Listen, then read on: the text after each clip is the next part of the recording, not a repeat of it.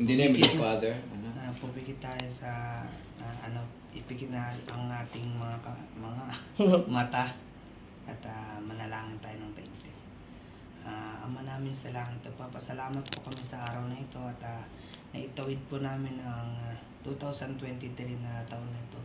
At sana po ay maiwan na po ang lahat ng mga bighati at mga suliranin ng mga pamilya namin at lahat ng mga problema na dumating sa aming buhay.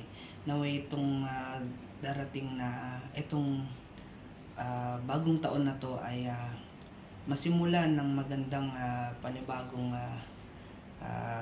hamon sa buhay na dapat ay maganda ang aming panimula ngayong bagong taon na to. At sana po, Panginoon, ay ilayo niyo rin po ang mga pamilya namin sa mga kapamahakan. At pati na rin po yung mga mga mahal namin sa buhay na malayo sa amin. At blessingan niyo rin po sila.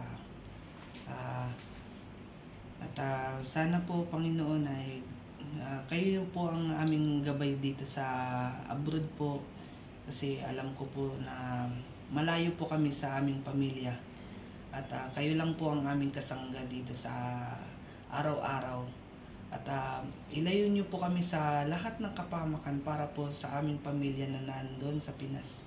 Ikaw na, Christian. Ama, kami po ay nananalangin. Kami po nakikipagsakunaran dito sa ibang bansa upang matulungan ang aming mga pamilya. Kaya na po ang bahala sa amin at siya pong gabay ang bigyan nyo ang aming mga pamilya na iwasan ng magkasakit ang bawat isa sa aming pamilya. Amen. At mga mahal namin sa buhay.